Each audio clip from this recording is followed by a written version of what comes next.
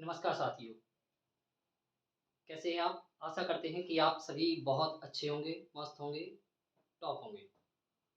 तो जैसा कि आपको थंबनेल में दिख रहा होगा कि हम ALP CBT 2 basic science and engineering drawing की बात करने वाले हैं। लेकिन इससे पहले जिन छात्रों ने या जिन हमारे भाई और बहनों ने एएलपी सीबीटी 1 एग्ज़ाम दिया है, अगर उसमें जिस भी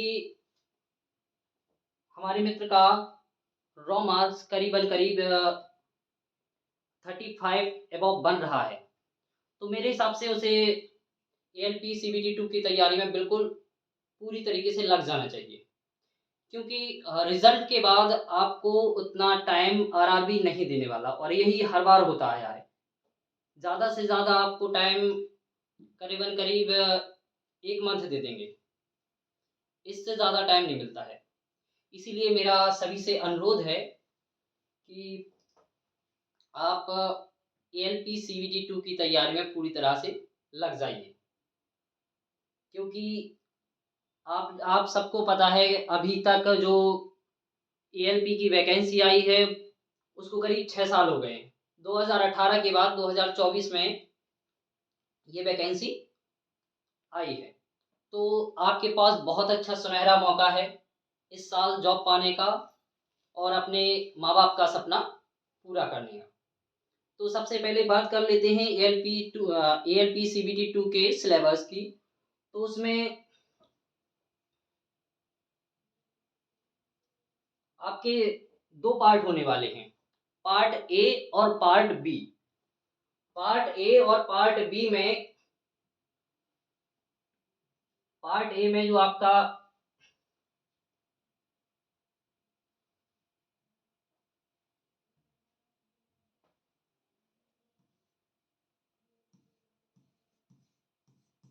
पार्ट ए ये आएगा आपका 100 नंबर का।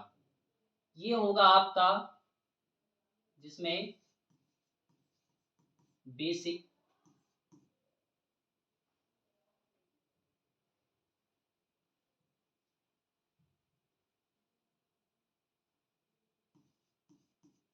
Basic science and engineering.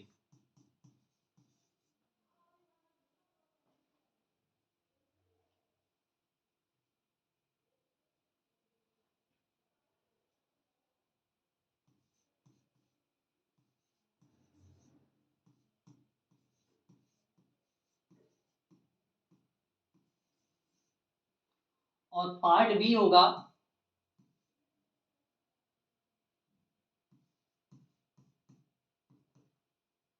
जो आपका आएगा 75 नंबर का और ये आपकी होगी ट्रेड।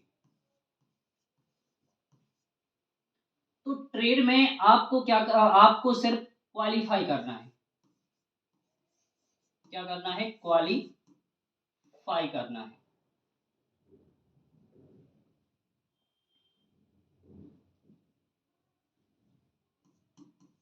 क्वालीफाई करना है। तो क्वालिफिकेशन के लिए आपको चाहिए 35% मार्क्स, यानी 35% मार्क्स, वो भी 75 में से। और बात की जाती है पार्ट ए की, जो आपका क्या फाइनल मेरिट, जिससे आपकी ज्वाइनिंग मेरिट बनेगी, वो बनेगी आपके किससे? पार्ट ए से। और ये हो गया पार्ट बी। तो पार्ट बी आएगा ट्रेड और पार्ट ए आएगा आपका नॉन टेक्निकल, जिसमें बेसिक साइंस और इंजीनियरिंग होगी। अब बात करते हैं इसमें पार्ट ए में आपका मैथ्स होगा, जनरल इंटेलिजेंस होगी और बेसिक साइंस। अब बेसिक साइंस में अपन लोग बात करते हैं इंजीनियरिंग की। तो इंजीनियरिंग में ये आएगा drawing, projection view, instrument, line, geometry figures, symbolic, representation, और यहां से आपकी चालू हो जाएगी यूनिट मेजरमेंट मास। तो अपन लोग बात करने वाले हैं इंजीनियरिंग ड्राइंग की। इंजीनियरिंग ड्राइंग में सबसे पहले आपको किन किन चीजों की जरूरत पड़ती है?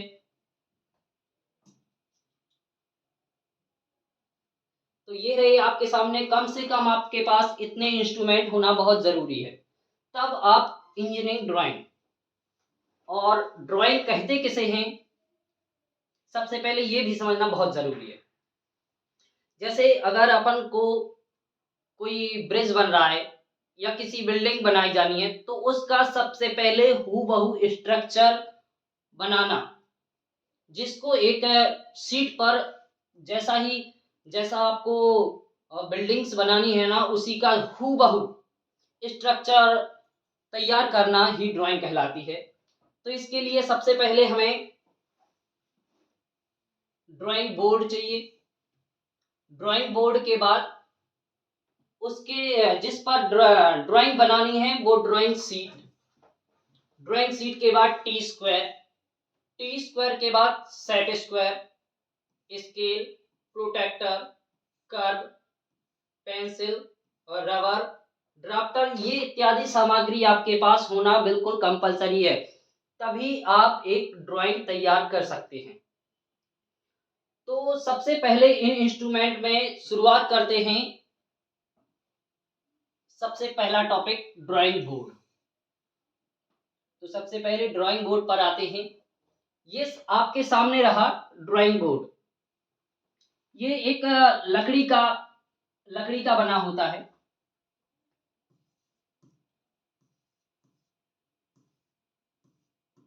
लकड़ी का बना होता है, जो दो ये स्ट्रिप्स है और ये आपकी बैटन्स। ये लकड़ियों के एक छोटी छोटी पट्टिकाएं होती हैं। इन पट्टिकाओं को दो पट्टियों की सहायता से जोड़कर बनाया जाता है, जिस पर ड्राइंग शीट रखकर ड्राइंग बनाई जाती है। तो जिन पट्टियों की सहायता से इन्हें जोड़ा जाता है, तो इन पट्टियों को कहा जाता है बैटन्स। और ये जो पट्टियां, इनकी पट्टियों की सहायता से जो पट्टियां जुड़ी हुई होती हैं, इन्हें स्ट्रिप्स कहते हैं। इसके साथ एक सिरे पर एक किनारा बना हुआ होता है, जैसे ये बाल दोनों एज होते हैं, और उसमें फंसाने के लिए जो आपके इंस्ट्रूमेंट होते हैं, इसमें स्लाइडिंग कराने के लिए एक ग्रुप रहता है। इसी ग्रुप को क्या कहते हैं, कार्यकारी एज, या फिर हिंदी में क्या कहते हैं, कार्यकारी एज या कार्यकारी किनारा। तो इस पर हमारे इंस्ट्रूमेंट स्लाइड करते हैं। देखिए हम आपको दिखाते हैं।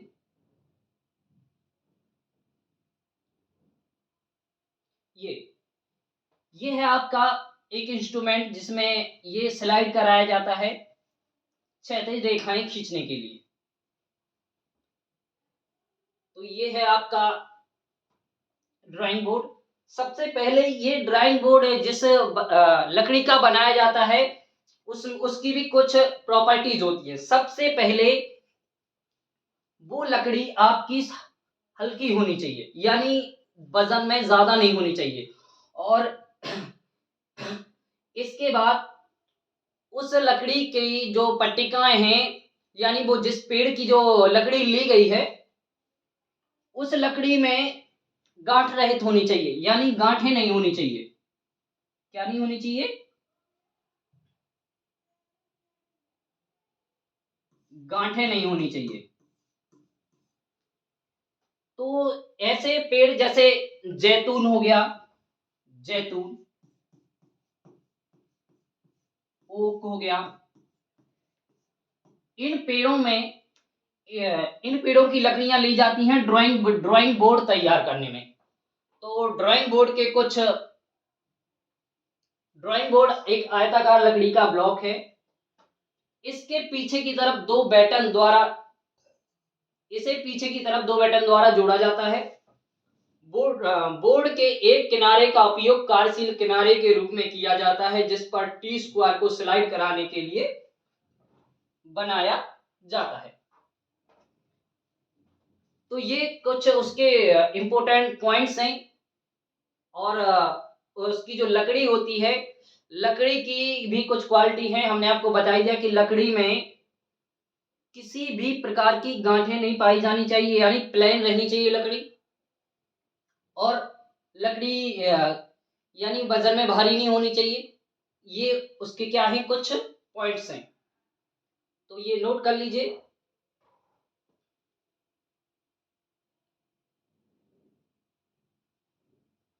चलिए, नोट हो गया, तो बात करते हैं। ड्राइंग बोर्ड हो गया। अब आपका अगला इंस्ट्रूमेंट, सॉरी, अगले इंस्ट्रूमेंट से चलने से पहले ड्राइंग बोर्ड के भी कुछ साइज होते हैं। इंजीनियरिंग ड्राइंग में कोई भी चीज आप अपने अंदाजे से या अपने मन से नहीं ले सकते। इसके लिए आपके हर चीज के साइज बनाए गए हैं, वो भी स्टैंडर्ड साइज। स्टैंडर्ड साइज के हिसाब से ये जो ये डेजिग्नेशन है, यानी आकार, इन्हें B1, B0 यानी B0, B1, B2, B3, और ये है साइज जो mm में दिए गए हैं। अब जो साइज रहती है, ये आपकी हमेशा लंबाई इंटू चौड़ाई, यानी लेंथ इंटू ब्रेथ, ये इस फॉर्म में रहती हैं। और अगर आगे भी रहती है ना, तो इसकी लंबाई, चौड़ाई और यानी हाइट, ऊंचाई की आगे भी होता है, लेकिन इतनी ज्यादा मोटाई नहीं होती कि इसकी मोटाई डिनोट करनी पड़े। तो जो जो आपके आकार है ना, B0, वो आपका 1000 mm लंबाई में और 1500 mm चौड़ाई में होता है। आपके लिए बता दें, ये जो साइज होते हैं, इसमें कोई ट्रिक आप कहो मैथ्स की तरह इसमें ट्रिक लगा के इसको निकाल लें, या फिर इसको ट्रिक से याद कर लें, तो जैसे भी आपसे बनता है, ये स्टैंडर्ड साइज है। स्टैंडर्ड साइज आपको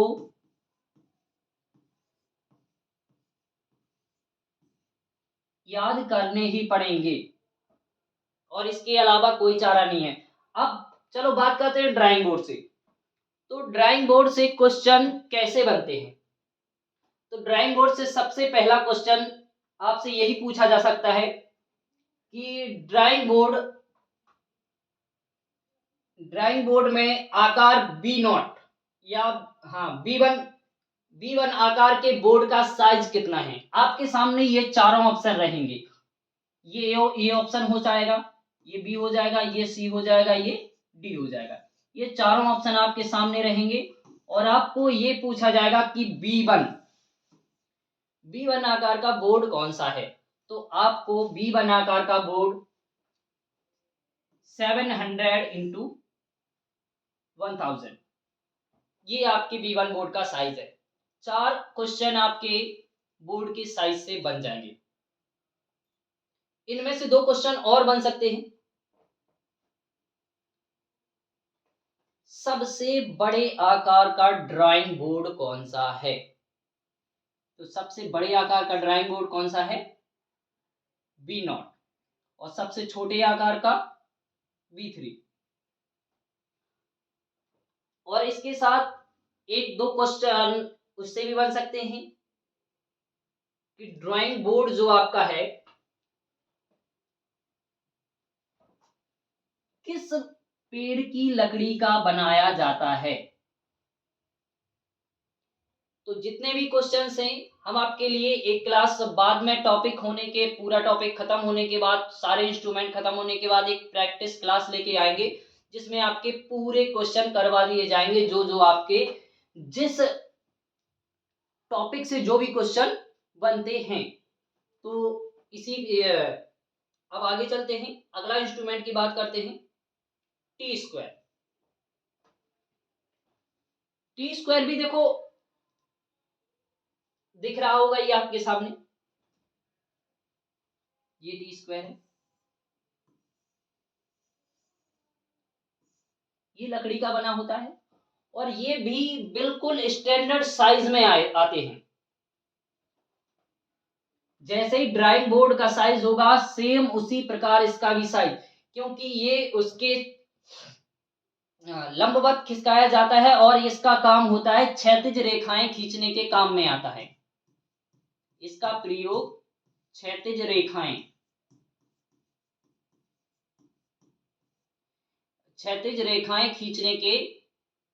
खींचने में उपयोगी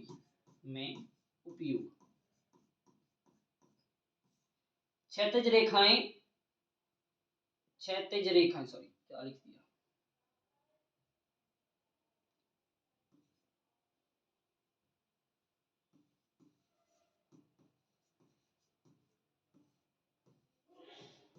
खींचने में उपयोग किया जाता है।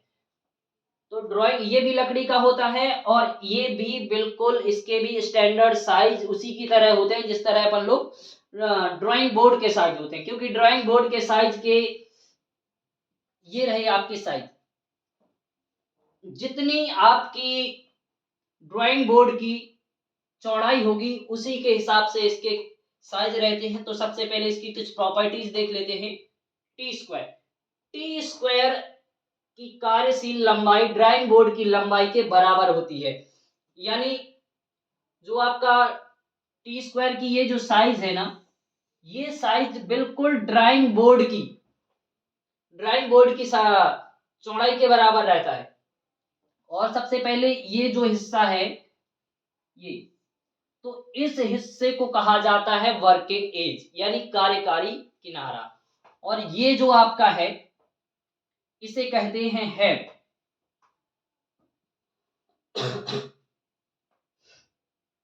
ये हेड हो गया और ये हो गया कार्यकारी किनारा। तो ये आपका टी स्क्वायर की कार्यशील लंबाई किसके बराबर होती है, ड्राइंग बोर्ड के बराबर। और टी स्क्वायर का उपयोग मुख्यतः क्षैतिज रेखाएं खींचने के लिए किया जाता है। ये आपके इसके क्या हो गए, उपयोग हो गए। अब इसके बाद बात करते हैं अगले इंस्ट्रूमेंट की, तो वो आपका हो गया ये साइज हो गए T1, ये T1 हो गया।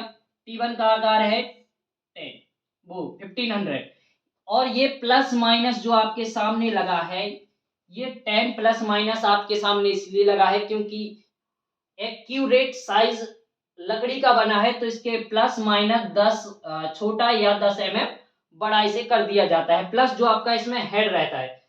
तो सबसे पहले इससे क्वेश्चन कैसे बनेंगे, जैसे आपका T2 आकार के टी स्क्वायर का साइज कितना है, तो आपके सामने दिख रहा है 700 mm, T3 आकार का 500 और T1 का 1000 और T0 का 1500। अब आपके इससे क्वेश्चन कैसे बनेंगे ये देखते हैं। चलो सबसे पहले आपसे पूछा जाएगा कि टी स्क्वायर की कार्यकारी एज की लंबाई कितनी होती है, किसके बराबर होती है। तो आपके टी स्क्वायर की जो लंबाई होती है वो हमने आपको पहले ही बता दिया। टी स्क्वायर के कार्यशील लंबाई जो होती है वो कितनी होती है, ड्राइंग बोर्ड की लंबाई के बराबर होती है। दूसरा क्वेश्चन ये भी बन सकता है, इसका उपयोग किस लिए किया जाता है, तो इसका उपयोग क्षैतिज रेखाएं खींचने के लिए किया जाता है। और भी क्वेश्चन है, आपसे इन चारों में से किसी एक की लंबाई भी पूछी जा सकती है। ये भी पूछा जा सकता है कि सबसे छोटे आकार का टी स्क्वायर कौन सा है या सबसे बड़े आकार का टी स्क्वायर कौन सा है, तो ये आपके इससे क्वेश्चन बनेंगे। अब इसी के साथ आगे बढ़ते हैं अगले इंस्ट्रूमेंट के लिए। अगला इंस्ट्रूमेंट है आपके सामने स्केल यानी पैमाना। तो बात करते हैं पैमाने की, ये आपके सामने दिख रहा होगा तो ये पैमाने आपने देखे होंगे, या फिर आजकल जो ज्योमेट्री बॉक्स होता है, उस ज्योमेट्री बॉक्स में आपको करीबन करीब 15 mm का एक छोटा सा स्केल मिलता है। लेकिन आपको जो लेंथ पढ़नी है, आपको इंजीनियरिंग ड्राइंग के हिसाब से पढ़नी है, और इंजीनियरिंग ड्राइंग में हमेशा जो साइज साइज होती है ना, वो स्टैंडर्ड होती है। तो ये है स्टील रूल। आपने ये स्टील का स्केल है, ये भी देखा होगा, या और ये कई लकड़ियों का, लकड़ी का ये जो स्केल होता है ना, ये तो ये थोड़ा सा ऊपर उठा हुआ किनारा होता है। इस किनारे उठे हुए होने से क्या होता है कि आपको जो एक्यूरेट माप लेने में सहायता मिलती है। और अभी जो कुछ स्केल देखे जा रहे हैं जो ज्योमेट्री बॉक्स में वो आपको देखने को मिल रहे हैं।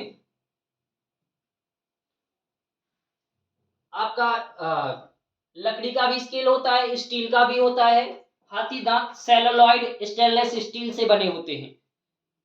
इतने प्रकार के आपको स्केल देखने के लिए मिल जाएंगे। अब इनका काम क्या होता है? सबसे पहले तो इनका कार्य क्या होता है? आयाम को स्थानांतरित करने के लिए या मापने के उपयोग में किए जाते हैं। 15 सेंटीमीटर, 2 सेंटीमीटर या 30 सेंटीमीटर, 3.5 सेंटीमीटर के पैमाने व्यापक रूप से उपयोग किए जाते हैं। यानी आप इसे इंजीनियरिंग ड्राइंग में 15 बाई 2 सेंटीमीटर या 30 बाई 3.5 सेंटीमीटर के स्केल देखने को मिलेंगे। इसका पतला किनारा उपयोग करते समय लंबन त्रुटि, यानी जो आपके सामने है पैरेलैक्स एरर, इसको क्या करता है? ये लगभग शून्य कर देता है। और अभी जो मैंने आपको बताया था पिछले इसमें, ये जो है, ये उठा हुआ भाग ही इसकी किसको, लंबन त्रुटि को क्या कर देता है? शून्य कर देता है।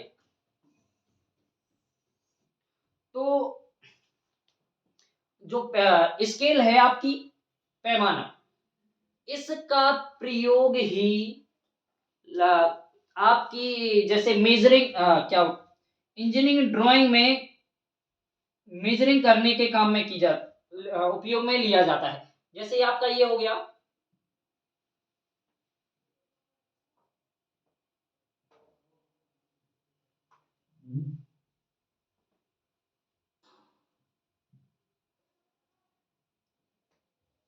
ये आपके सामने कुछ, ये जो आपकी जैसे ये लाइन खींचनी है,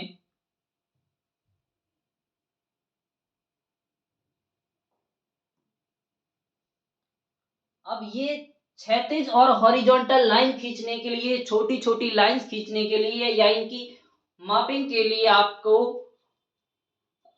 स्केल यानी पैमाने का उपयोग करना होता है। तो बात करते हैं, आ जाते हैं कहाँ पे थे, ये स्केल पर। तो ये आपके स्केल हैं लकड़ी, स्टील, हाथी दांत, सेलुलॉइड। ये सेलुलॉइड, ये बिल्कुल आपके प्लास्टिक जैसा दिखने वाला एक पदार्थ है, जो आपको ज्योमेट्री बॉक्स में निकलने वाले छोटे स्केल में देखने को मिल जाता है।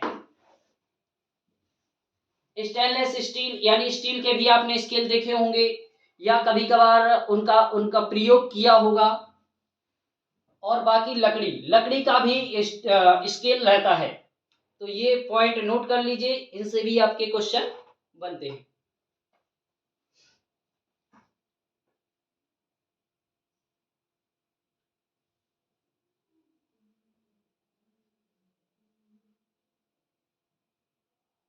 हो गया। चलो बात करते हैं अब अगले इंस्ट्रूमेंट सेट स्क्वायर। तो आज तक इनका उपयोग नहीं देखा होगा शायद आपने, या जो इंजीनियरिंग वाले हैं उनको सबको पता है इनका उपयोग क्या है। बाकी अभी तक जो अदर स्टूडेंट्स हैं उन्होंने ये ज्योमेट्री बॉक्स में देखे होंगे, ज्योमेट्री बॉक्स में रखे रहते थे, इनका कोई उपयोग होता था। बाकी इनको जब छोटे बच्चे थे तो इसको खेलने के लिए उपयोग में लेते थे, लेकिन अब इंजीनियरिंग ड्राइंग में इनका भी उतना ही महत्व है जितना अदर इंस्ट्रूमेंट्स का है। तो देखते हैं, ये सेट स्क्वायर सबसे पहले इनका एक जो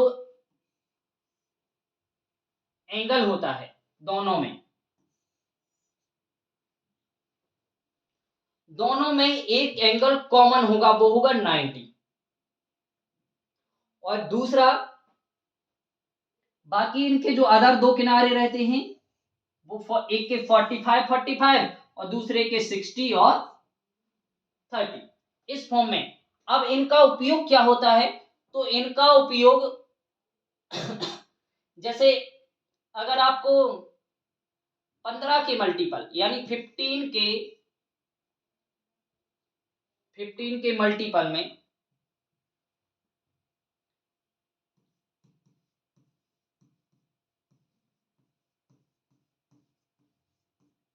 15 के मल्टीपल में कोई भी एंगल ड्रॉ करना हो तो आप इनकी सहायता से 15 के मल्टीपल में एंगल ड्रॉ कर सकते हैं।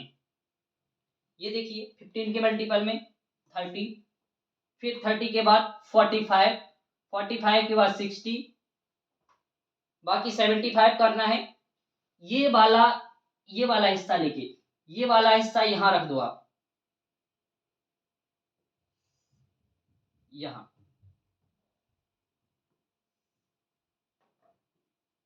ये लीजिए, ये देखो ये 90 हो गया,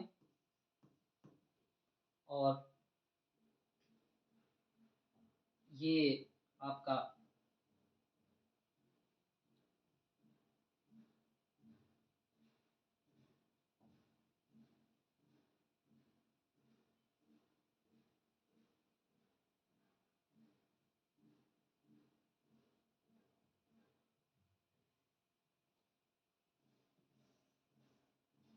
ये देखिए, ये आप क्या हो गया 30, ये हो गया 60 और ये हो गया 90। आप चाहें तो इससे देखो ये 75 यानी 15 के मल्टीपल में इससे एंगल क्रिएट कर सकते हैं या ड्रॉ कर सकते हैं। तो इसके कुछ उपयोग हैं जो आपके सामने हैं। सबसे पहले ये पारदर्शी सेलुलॉइड या प्लास्टिक से बना होता है। ये सेलुलॉइड आपके बिल्कुल प्लास्टिक जैसा ही दिखाई देता है। ये संख्या में 2 होते हैं, प्रत्येक का एक कोना यानी इसमें एक 90 डिग्री का एंगल होता ही है। सामान्य तौर पर सेट स्क्वायर का उपयोग 15, 16, 45, 60, 75, 90 के कोण खींचने के लिए किया जाता है।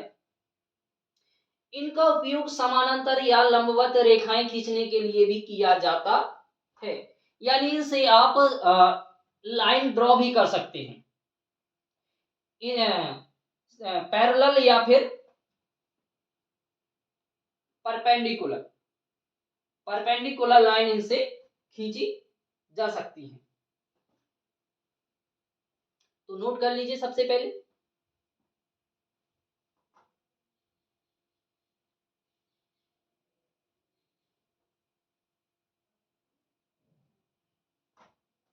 हो गया। चलिए अब बात करते हैं अगले इंस्ट्रूमेंट प्रोटेक्टर यानी चांदा। ये आपने अभी तक देखा होगा, लगभग सबने इसका उपयोग किया है। तो इसका उपयोग जो सबसे मेन मुख्य प्रयोग है वो ये है कि इसका प्रयोग एंगल ड्रॉ करने के लिए किया जाता है। इसमें 0 से लगाकर 180 डिग्री तक क्या होते हैं, एंगल्स होते हैं, यानी किसी भी एंगल पर इसे ड्रॉ कर सकते हैं। और बात करते हैं इसके कुछ पॉइंट्स की, तो ये भी बिल्कुल सेम उसी की तरह होता है जिस तरीके से सेल जो आपके सेट स्क्वायर होते थे, बिल्कुल सेम प्रोटेक्टर पारदर्शी सेलुलॉइड या प्लास्टिक से बना होता है, अर्धवृत्त या वृत्त के आकार में। यानी ये अभी तक आप देख रहे थे ये वाला, या फिर ऐसा देख सकते हैं एक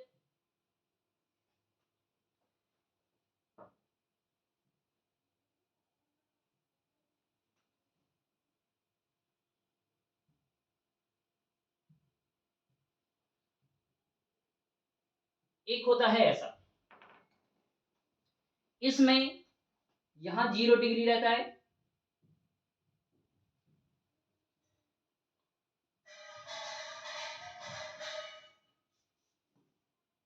0, 90, 180 और 360। ये दो प्रकार के होते हैं, यहाँ 0 रहता है, यहाँ 90 रहता है और यहाँ पर 180। ये दो प्रकार के आपने अभी तक प्रोटेक्टर, ये वाला तो देखा होगा, लेकिन ये जो प्रोटेक्टर है ये बहुत कम देखने को मिलता है, लेकिन इसका प्रयोग इंजीनियरिंग ड्राइंग में किया जाता है। जब अगर मान के चलो आपको 180 डिग्री से बड़ा एंगल क्रिएट करना हो तो फिर आप इसका प्रयोग करेंगे। अगर आपको 180 डिग्री से छोटा या 180 डिग्री तक ही एंगल ड्रॉ करना है तो आप इसकी सहायता से आसानी से कर सकते हैं। तो इसके कुछ प्रयोग हैं। प्रोटेक्टर पारदर्शी सेलुलॉइड या प्लास्टिक का बना होता है, अर्धवृत्त या वृत्त के आकार में बना होता है, ऐसे कोणों का मापने या बनाने के लिए किया जाता है जिन्हें सेट स्क्वायर से प्राप्त नहीं किया जा सकता। यानी इसका प्रयोग जो एंगल सेट स्क्वायर से प्राप्त नहीं किए जा सकते हैं वो इस प्रोटेक्टर से एंगल ड्रॉ किए जा सकते हैं। तो अब आपके आज के लिए इतना हो गया, आपके 5 इंस्ट्रूमेंट हो गए। पहला